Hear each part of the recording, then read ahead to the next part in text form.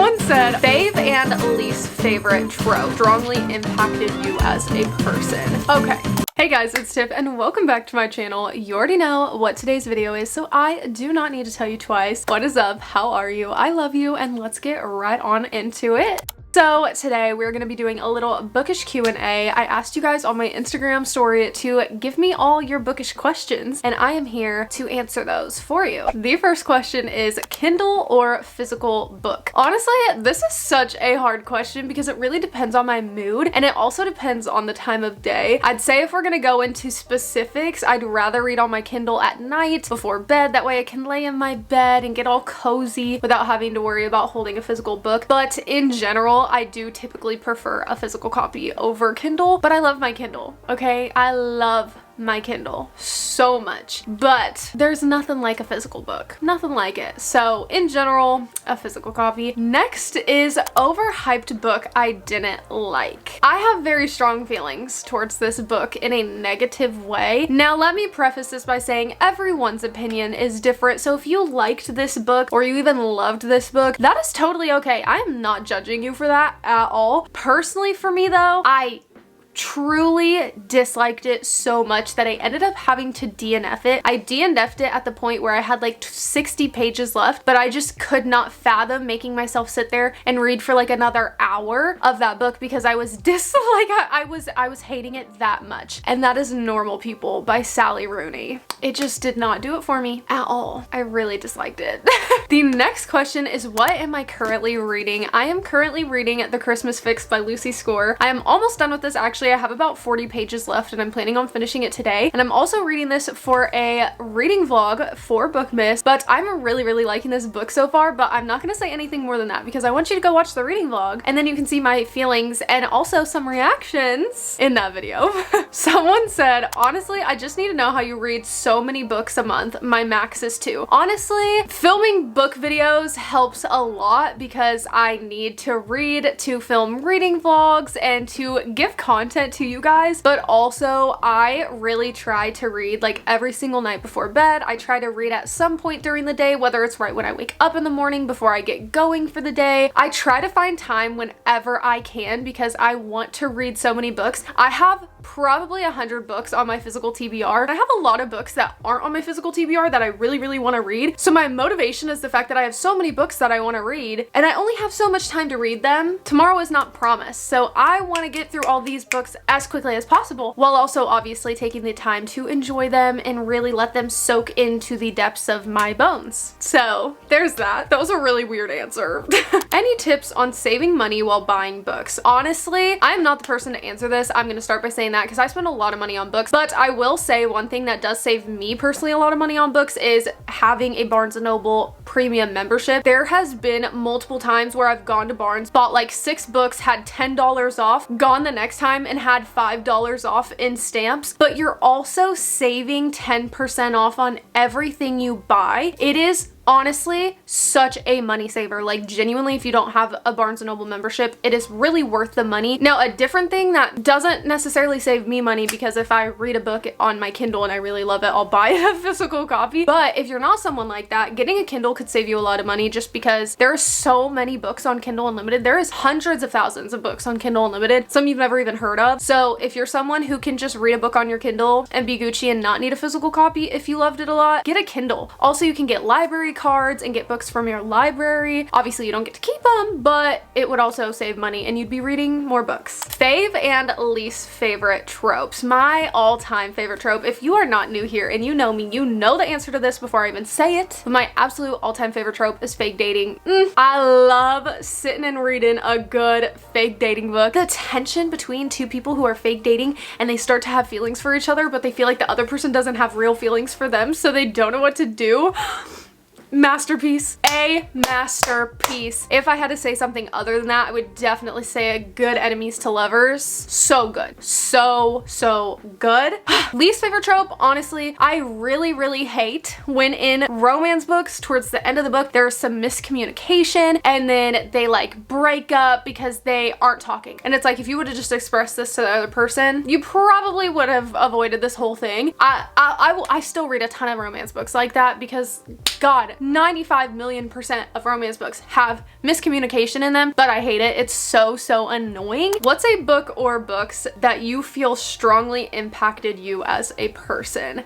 Okay, I'm gonna take this in a couple different ways. First and foremost, I wanna say reading the first Harry Potter book last August is what first got me into being a reader. And so that definitely has a huge impact on me because I would have never started reading if it wasn't for that book. I feel like so many different books impacted me in so many ways. The Worst Best Man by Mia Sosa is still one of my favorite books that I've read. It was the first ever romance book I ever read, and it holds such a special place in my heart because it was so good and it introduced me to a different side of reading that I never really knew about, and it was just so good. The Twisted series was the first full series I read and the first time that I felt like my opinion and my view on reading and rating books really took a big shift because of how strongly I loved those books. And then we have By a Thread by Lucy Score, which completely like skyrocketed my love for reading and my love for just the world of reading and booktube and bookstagram. Like that, I read that book and I felt so fully immersed into the book and into the story. Heavy as the Crown by Lindsay J is the first fantasy that I could read and get into aside from Harry Potter. I had tried reading ACOTAR literally 2 times and I couldn't get into it, and then I randomly got this book on my Kindle for $1.99. Actually, I technically got it for free because I had credits, but it was $1.99. I downloaded it and within the first sentence I was hooked and I read that book so fast. I made my sister read it because I loved it so much and she also gave it a 5 stars. That book just completely introduced me to the world of fantasy, and that completely changed my life because now I love fantasy so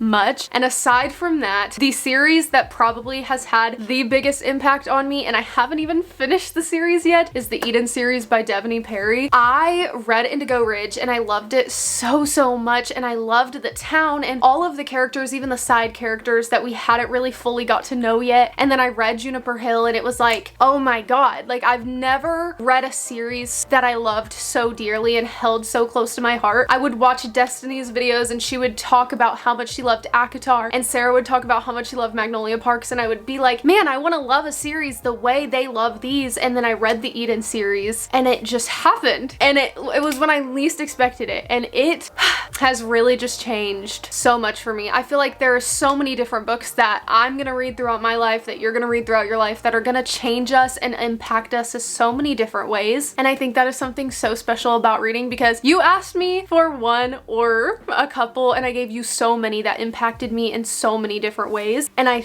love that about reading. The next question is, do you like reading books in series back to back or take breaks? Personally, I would prefer to read them back to back. I love staying in that world and just flying through them. Sometimes that just doesn't end up happening. I'm in the middle of a lot of series right now, but if it's a series that I'm really loving and I'm really enjoying it, I would love to just read it back to back. But with the fact that I do film reading vlogs and sometimes I have to read specific books for those videos, I can't always do that, but I would prefer to do that. I would prefer. Also, sometimes I just don't have the next book in the series and they maybe don't have it at my barns because I live in Alaska and sometimes it takes forever for them to get new copies of books, and I don't like ordering books either. I prefer not to. So I'm very impatient. Anyways, so there's that. Do I have any good recs with little to no spice? Honestly, yes. Better Than the Movies by Lynn Painter is no smut. It's a YA romance. I read that because of Haley Pham and it is so good. The hype is so worth it. Literally love that book so much. That is definitely a 6-star read for me. This one, I would say some people might think it's a lot of spice. I personally didn't think it was a lot. There was only one sex scene in the book, and that's The Love Hypothesis by Ali Hazelwood. That is one of my favorite books I've ever read, and Olive and Adam are one of my favorite couples ever. Again, I feel like preference on smut really depends on what you think is a lot, but for me, I felt like that book had barely any in it, but I think Haley Pham said that that book had a little too much in it for her because she prefers none. So, I mean, this is such a very personal opinion, okay? Holiday book wise, The Holiday Swap by Maggie Knox. I don't remember there really being any smut in that book. Now I read that last Christmas, so I don't fully remember, but I don't really remember there being much smut in that book, and I loved it. It's such a sweet Christmas romance. So 10 out of 10 recommend that one, especially for this time of the year. Something from Tiffany is by Melissa Hill is a adult romance. It has no spice at all, and it is such a cute, fun story. I never hear anyone talking about it, and I read it last year, and it ended up being my favorite book of 2022. 2022. I loved that book so much. I loved the story, so highly recommend that one. Other than that, I don't really have any other ones off the top of my head that I know either didn't have spice or had very little. But again, I feel like spice is such a very personal opinion on whether or not you think something is a lot or not, because everybody's like tolerance for that is very, very different. Have I read Powerless? I'm assuming we're talking about the infamous Powerless by Lauren Roberts that has been blowing up. Unfortunately, I have not been able to get my hands on that. They have not had a copy at my Barnes at all, and I have been wanting to read it so bad, but I also just haven't had a chance to order it. But I do really want to read it, so hopefully soon, hopefully in the new year, that'll be one of the first books I read, because I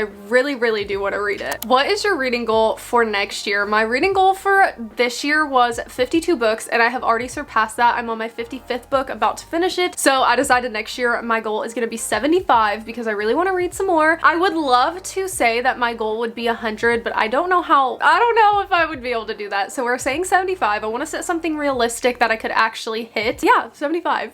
I'm so excited to see how many books I read next year and what books I read and what books I end up loving. Oh my god, I'm just so excited. I'm so excited for the new year. Favorite book ever? Oh wow. This is a hard question because how do I choose just one? How do I pick just one? But I think I'm gonna have to say Juniper Hill by Devney Perry, which is the second in the Eden series. That book just did something to me. I did read that in a reading vlog, and one of the things I really mentioned when talking about that book was the fact that like I loved the romance. I also obviously loved the town and the setting and all the side characters, but something that really hit me deep to my core in that book is the fact that Memphis, our main female character, is a single mom with a newborn baby. And I am not a single mom. I never have been a single mom, but the glimpses of like newly motherhood, someone who just became a mom and you're dealing with a baby and it's your first time, and sometimes it just gets so stressful, and sometimes your baby is gonna cry at night and not go to sleep and you don't know what to do and you can't get them to sleep, so you just cry with them. I experienced and related so much to things like that in that book. Oh my god, I'm getting like emotional. Like I'm kind of getting teary-eyed talking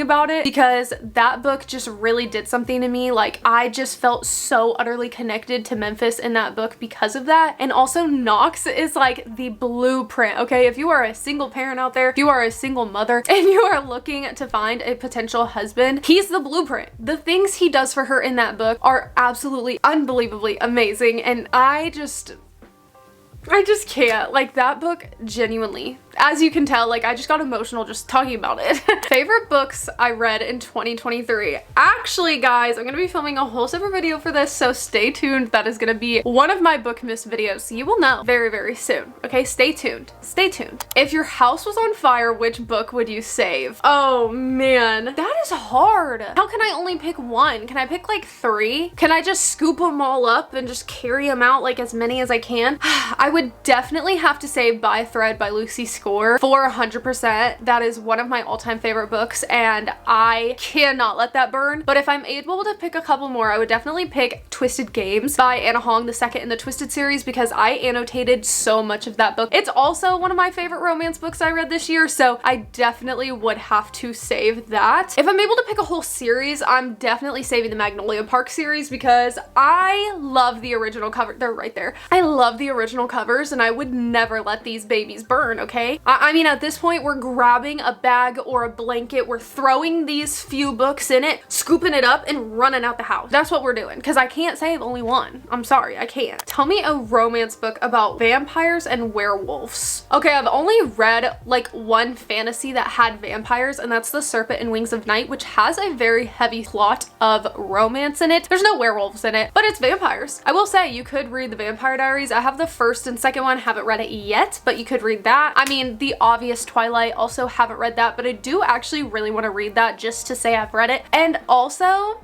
guys, I've never seen the Twilight movies. Don't stone me. Don't burn me at the stake. Sorry. Take me to jail. I'm sorry. I haven't. I don't know what to tell you. How do I choose what to read? Honestly, if I'm filming a video that I need to read specific books for, then obviously I'll choose books that go with that video. But if I'm just choosing books that I want to read, honestly, it's just a feeling. I look at my shelf or maybe books I have on my Kindle and I'm just like, what is calling to me? What's speaking to me? What do I really want to read? It's honestly just a feeling. I don't really know how to explain it. I just feel like sometimes I'm really in the mood to read something and sometimes I'm absolutely not in the mood to read something else, so I just won't pick it up. Also, sometimes I ask you guys on my broadcast channel on Instagram time, if I literally want to read like a couple books and I can't pick one, I'll let you guys do it. 10 books you wish you could read again for the first time. Okay, 100% By Thread by Lucy Score, Heavy as the Crown by Lindsay J, Juniper Hill by Devoney Perry. Honestly, The Inheritance Games by Jennifer Lynn Barnes, because that book was just so fun to read. Like, I had a blast reading that. The 7-Year Slip by Ashley Poston. How could I not add that to the list? It was so good. Addicted to You by Krista and Becca Ritchie. Oh my god, that's all I need to say. The Love Hypothesis by Allie Hazelwood. Twisted Games by Anna Honk. Did I already say that? I don't know if I already said that. Better Than the Movies by Lynn Painter. Magnolia Parks by Jessa Hastings. And I think I already did say Twisted Games, so if I didn't say Twisted Games, then The Seven Husbands of Evelyn Hugo, because I loved reading that book and I would really love to be able to read that again for the first time. I just really loved the writing in that book, like something about that book. Wait, there's so many other ones. That's not fair. The Wedding Crasher by Mia Sosa. Okay, I'll stop there. That's like 12. I can't help it. Last and final question is Kiss, Marry, Kill, Pregnancy Trope, Friends to Lovers, and Love Triangle. I am gonna have to kill the love triangle. I don't know. I just don't really vibe with it very often. Sometimes I can get down with it, but typically it's just not my favorite. It's not something I really enjoy reading. So we're gonna have to kill Love Triangle. We're gonna marry Friends to Lovers because of course, and we're gonna kiss Pregnancy Trope because I am not someone who hates this. Again, I have a child. I hated being pregnant, but I love children and I love babies and I love reading about people having children because I think it is wholeheartedly the best thing that has ever happened to me, aside from meeting my husband, of course. So I don't mind reading that like some people do. So there you have it. That is all the questions I'm going to be answering today. I hope you guys enjoyed this video, and if you did, don't forget to give it a thumbs up. Subscribe if you are not already, because we have a lot of fun over here and we want you to join the fun, and it obviously helps me out a lot and I appreciate it to the ends of the earth. With that being said, I love you guys so much, and I will see you in the next one. Peace. The way I have to eat a fry after getting my wisdom teeth out. I never trust a narcissist. I miss drink from a straw. Okay, the next question is, what is my favorite Friends to Enemies to Lovers? Do I have I read a Friends to Enemies to Lovers? Holiday book wise, The Holiday Swap by Whoa. I don't know. I don't know. And if I didn't, oh my god. If you did